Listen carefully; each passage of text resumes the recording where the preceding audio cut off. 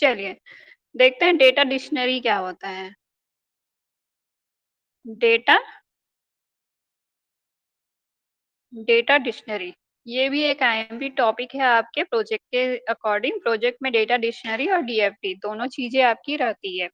तो देखो data dictionary क्या होता है? डेटा डिक्शनरी एक कैटलॉग होता है जिसमें डेटा के सारे एलिमेंट, डेटा के स्ट्रक्चर और प्रोसेस का डिस्क्रिप्शन होता है। क्या होता है डेटा डिक्शनरी? एक कैटलॉग होता है।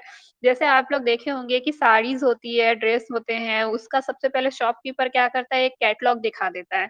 फिर कैटलॉग में आपको जो मॉडल पसंद आता है या फिर जो आपको ड्रेस पसंद आती है, फिर वो उस ड्रेस को निकाल के आपको दिखाता है। तो सेम एज़ इट इज़ होता है डेटा डिक्शनरी में।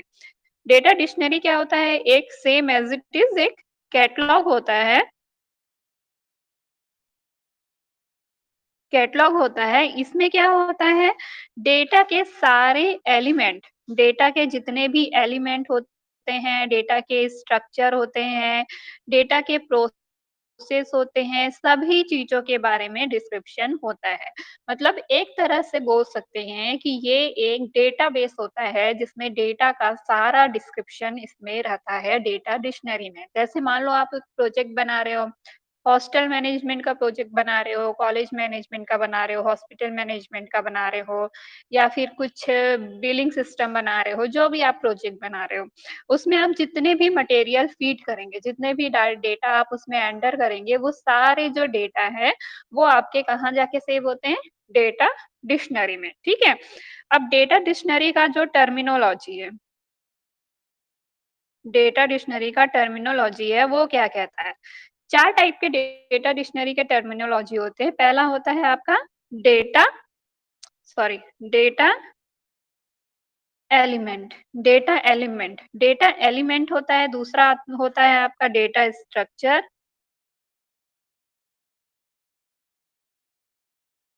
तीसरा होता है आपका डेटा स्टोर और चौथा होता है आपका डेटा फ्लो।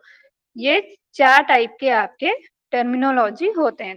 तो सबसे पहले देखते हैं हम डेटा एलिमेंट क्या होता है। डेटा एलिमेंट क्या होता है? डेटा का एक स्मॉल यूनिट होता है। डेटा एलिमेंट क्या होता है? डेटा का एक बहुत ही छोटा एलिमेंट होता है या फिर एक बोल सकते हैं कि एक डेटा का बहुत छोटा पार्ट होता है, ठीक है? जैसे कि मान लो एक कॉलेज है, ठीक? ये एक मिनी माता गर्ल्स कॉलेज, ठीक है? ये मैं एक डायग्राम बना रही हूँ, ये है हमारा पूरा मिनी माता गर्ल्स कॉलेज, ठीक है? अब इस कॉलेज में बहुत सारे छोटे-छोटे, छोटे-छोटे डिपार्टमेंट हैं। जैसे कि ये हिंदी डिपार्टमेंट है, ये इंग्लिश डिपार्टमेंट है, ये मैथ्स है, ये बॉटनी है, ये सीएस डिपार्टमेंट है, ये समथिंग जो भी हिस्ट्री डिपार्टमेंट है, ऐसे बहुत सारे डिपार्टमेंट में ये बटा हुआ है और ये पूरा एक क्या है? डेटा है। पूरा एक डेटा है, उसमें आप लोग सीएस डिपार्टमेंट से डिनोट करते हो, तो ये आपका ये क्या हुआ? एक छोटा-सा यूनिट हुआ। तो यही चीज़ होती है डेटा एलिमेंट। डेटा एलिमेंट क्या होता है? एक स्मॉल यूनिट होता है, इसका अपना एक मीनिंग होता है। जैसे कि आइटम, किसी भी आइटम का कोड ले लो, किसी भी आइटम का नेम ले लो। जैसे आप कॉलेज में हो तो किसी भी डिपार्टमेंट का नेम ले लो, किसी भी स्टूडेंट का नेम ले लो। तो ये सारे एक इसका अपना एक मीनिंग होता है, ये एक स्मॉल यूनिट होता है। तो इसको बोलते हैं डेटा एलिमेंट। फिर आपका होता है डेटा स्ट्रक्चर। डेटा स्ट्रक्चर क्या होता है? Group of data. Data structure क्या हुआ?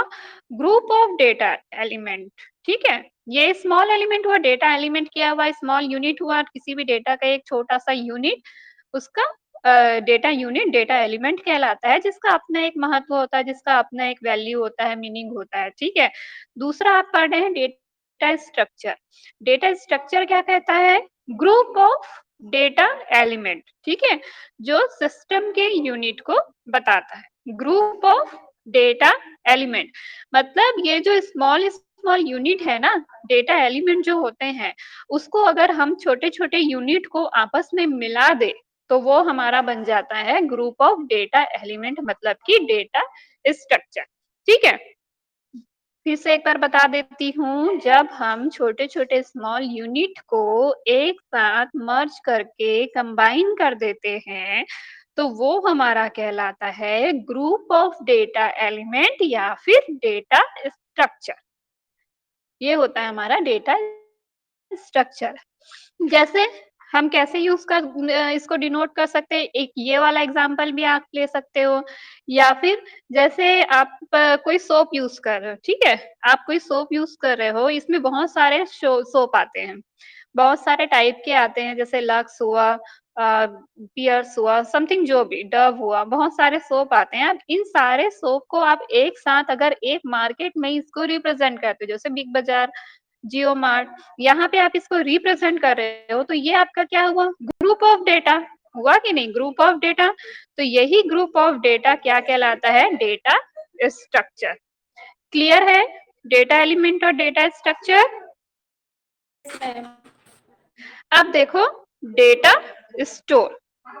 डेटा स्टोर क्या होता है नाम से ही स्पष्ट है कि डेटा स्टोर क्या होता है एक ऐसा डेटा स्ट्रक्चर जिसमें हम डेटा को प्रोसेसिंग के लिए कलेक्ट करते हैं।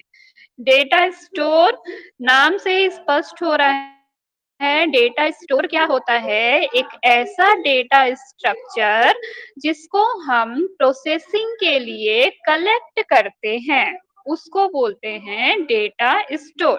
ठीक है जैसे हमने एक शॉप ओपन किया उस शॉप पे हमने बहुत सारे सामान रखे तो उस सामान को हम क्या कर रहे हैं प्रोसेस मतलब बेचने के लिए ओपन कर रहे हैं तो वो हमारा क्या हुआ डेटा स्टोर जहां पे हम किसी भी डेटा को स्टोर करके रखते हैं उसको बोलते हैं डेटा स्टोर। ठीक है नेक्स्ट है आपका डेटा फ्लो।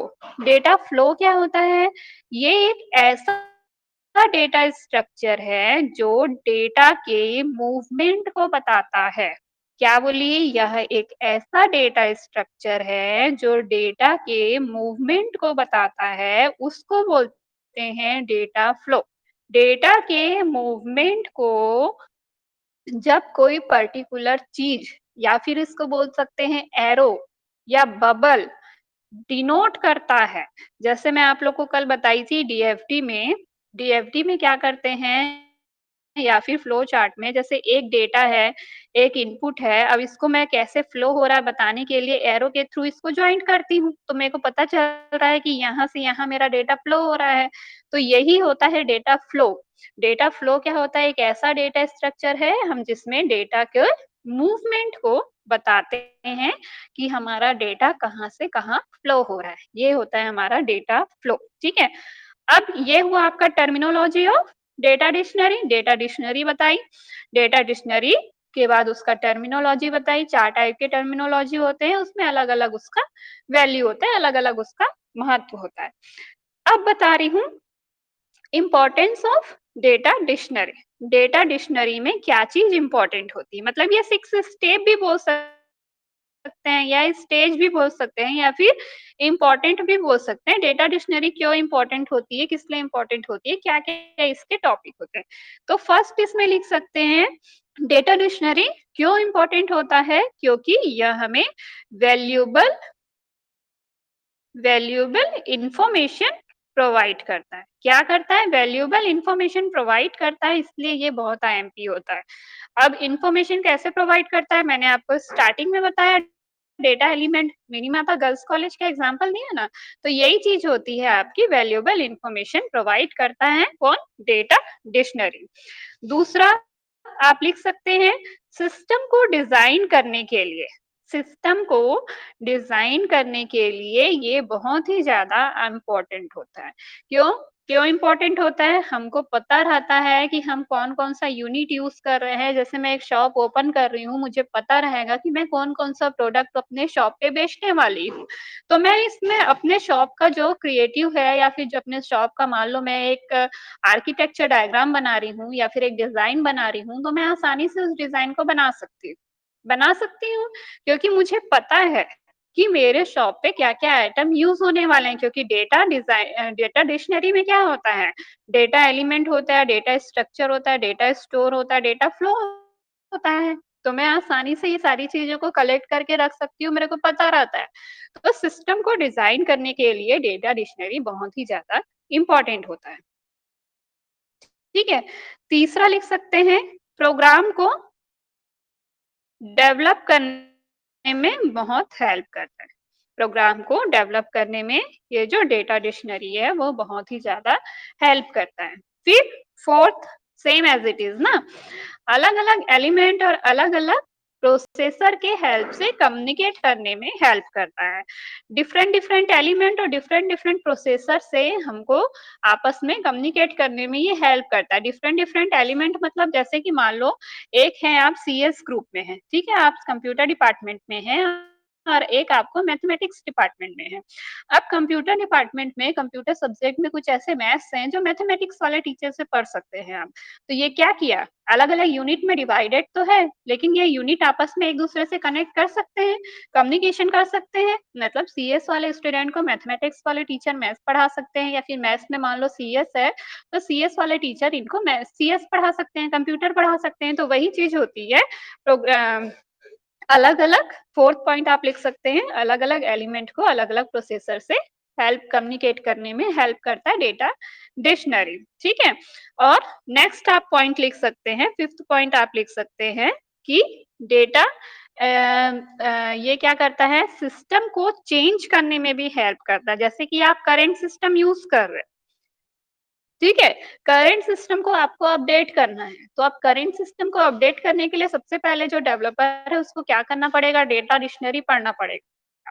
क्यों पढ़ना पड़ेगा, क्योंकि उसको नॉलेज होना चाहिए कि उसके सिस्टम में क्या क्या प्रोडक्ट है, कौन कौन से हार्डवेयर है, कौन कौन से सॉफ्टवेयर है, ये सब उसको पहले से नॉलेज रहना चाहिए, तभी तो वो उसको अपडेट कर पाएगा, तभी उसको अपडेट कर पाएगा ना। वरना आप उसको एक सिस्टम, एक करंट सिस्टम आप उसको उठा के दे दिए और आप उसको बोलोगे अपडेट कर, तो वो कैसे कर पाएगा, उसको तो पता ही नहीं है कि उस सिस्टम में क्या क्या चीज है, तो वो अपडेट कैसे करेगा। तो अपडेट करने के लिए भी डेटा डिक्शनरी बहुत ही ज्यादा यूजफुल है, ठीक है। लास्ट पॉइंट आप इसमें सिक्स पॉइंट लिख सकते हो, यह सिस्टम के डिस्क्रिप्शन में एरर को खोजने में भी हेल्प करता है। डेटा डिक्शनरी क्या करता है, सिस्टम के डिस्क्रिप्शन में, मेंटेनेंस फेज में मैं आप लोग को बताई थी, जब एसटीएलसी पढ़ा रही थी तब एक मेंटेनेंस फेज पढ़ाई थी। मेंटेनेंस फेज में एक डॉक्यूमेंटेशन बताई थी, क्या करते हैं हम, सारे जितने भी हम प्रोसेस किए रहते हैं किसी भी सिस्टम को डेवलप करने के लिए, उसके लिए एक डॉक्यूमेंट तैयार करते हैं। तो उस डॉक्यूमेंट को जब हम तैयार करते हैं तो उसके लिए क्या करते हैं, एक प्रोसेस भी क्रिएट करते हैं। तो उस प्रोसेस को क्रिएट करने के लिए क्या करते हैं कि हम डेटा डिक्शनरी का यूज करते हैं, ठीक है। ये आप 6 पॉइंट इसमें लिख सकते हैं कि why data dictionary is important to system analyst and system design phase, ठीक है। ये आप 6 पॉइंट को इसमें लिख सकते हैं।